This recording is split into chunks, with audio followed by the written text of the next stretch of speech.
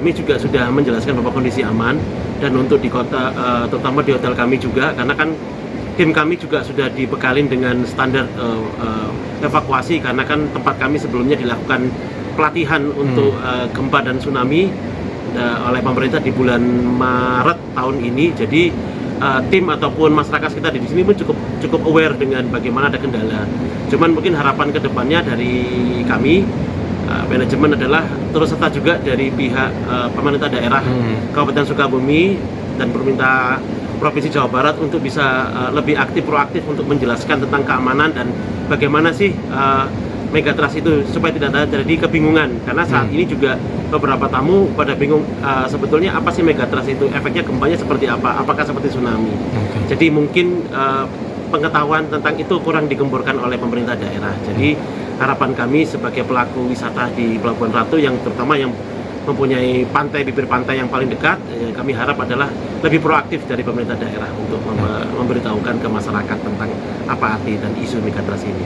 Oke, itu tadi dari perusahaan sendiri mereka banyak yang cancel atau beralih ke lain waktu atau seperti apa? Betul, jadi kebanyakan mereka, ada beberapa yang terjadi sedikit di akhir bulan Agustus kemarin sama awal bulan ini. Mereka lebih ke postpone sih, tidak cancel, tapi mereka lebih postpone atau menunda saat ini. Apalagi juga selain isu megatrust ini ada isu geopolitik yang cukup menghangat. Jadi beberapa grup menunda mungkin setelah November ataupun di Desember, seperti itu. Nah, untuk pendapatan sendiri atau kunjungan sendiri ada kekurangan sih atau berkurang nggak kunjungan ke hotel dampak isu megatrust ini? Ada Pak, memang belum terlalu signifikan tapi lumayan ada. Tapi market untuk family ataupun keluarga sih masih tetap ada, terutama di weekend kita juga masih penuh. Cuman mungkin dalam acara-acara gathering ataupun pengadaan acara yang besar yang mungkin saat ini banyak di hold. Tapi untuk market yang grup kecil ataupun untuk keluarga ataupun untuk FIT kunjungan biasa tidak terlalu berpengaruh. Oke.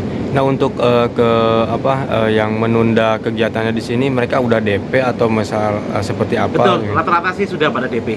Berarti DP mereka tetap aman? DP tetap aman saat ini tetap aman, karena kan mereka tetap akan melaksanakan di tahun ini. Ini sejak berapa lama Pak ada penurunan dampak megatrust ini Pak? Kurang lebih 2 minggu terakhir Pak. 2 minggu terakhir? Iya. Itu menurun sekitar berapa persen kira-kira? Jadi untuk grup sih sekitar 10-20%. 10-20%. Iya.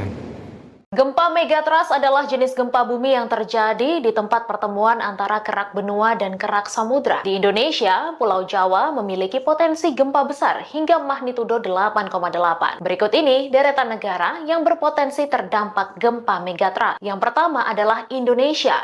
Zona megatrust di Indonesia melintasi Sumatera, Jawa, Bali, Lombok, dan Sumba. Setiap wilayah ini berpotensi menjadi pusat gempa besar termasuk tsunami dahsyat. Yang kedua, Jepang yang juga mengalami ancaman megatrust terutama di sepanjang Palung Nankai. Ketiga, Chili. Negara ini sering dilanda gempa bumi termasuk gempa megatrust karena kedekatannya dengan zona subduksi Peru-Chili. Dan yang keempat, Selandia Baru.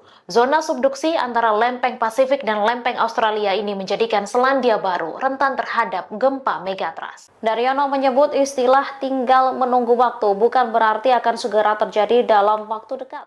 Download Tribun X sekarang, menghadirkan lokal menjadi Indonesia.